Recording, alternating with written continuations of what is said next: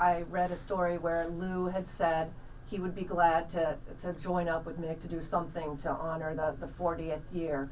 Do you guys know Lou well at all? Do you think he would ever join in for It's very possible. one-off? Sure. I mean, there's the hope that at some point Lou could join us for a couple songs. There have been discussions. Yeah, there's been nothing discussion. there's nothing set in stone. Yeah.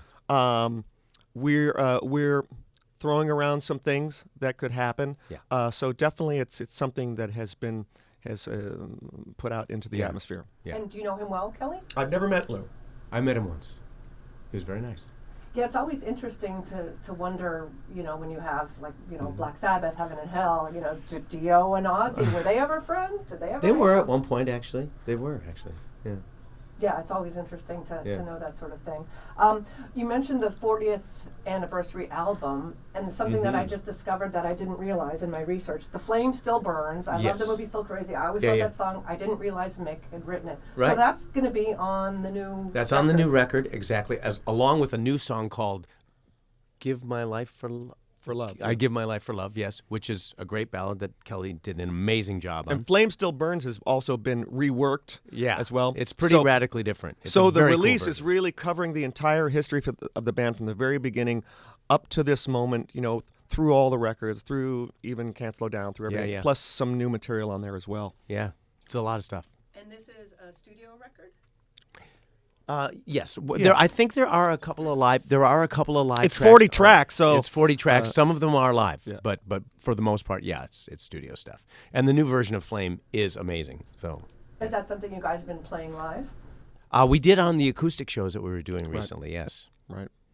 It's always difficult to choose which songs to leave out. Because if you replace a song, that means you're taking out a song that a lot of people know and love. Yeah. So we're always messing around with that because that's always a thing. Yeah. And it's the hardest part of making a Foreigner set list is what do you leave off. It's a nice problem to have. Mm-hmm. Yeah, I mean, you guys could probably do an entire set of all hits, and we there's your often show. do. Yeah. Well, obviously the Rabid fans, for Alice, people are like, "Pretty's for You" and Easy Action, his super early Frank Zappa stuff. They're, Yep. the dorks are. Actually, I love that stuff too. There you go. Yeah. Is there anything, if you can tell me, that has never been played before or rarely played that will come out this year? Kind of. We can't really tell you. Yeah. And this orchestral concert that we're doing in May, which is, like he said, being filmed and recorded, that's going to have some really interesting little tidbits in there. So, yeah. Right, and Kelly, we'd have to kill you if we told you much more, okay? that would make for the interview to end right now. But, boy, would it be good. It'd go viral. Awesome. And Kelly, you mentioned something before we started taping. Of course, we play Hurricane, and both bands that you guys have been in over the years, from Dio and Doc, and we play a lot of nights with Alice Cooper. You had a story about your cover of 18. Tell us about that. Right. Hurricane did a cover of Alice's I'm 18. And Bob Ezrin, who produced many big bands, but also I think he did Billion Dollar Babies. Yes, he did.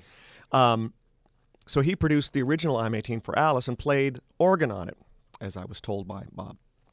So when he produced Hurricane's album, he played organ on our version of 18 as well. So a little bit of trivia right there. So Bob must have talked to you about playing with his organ.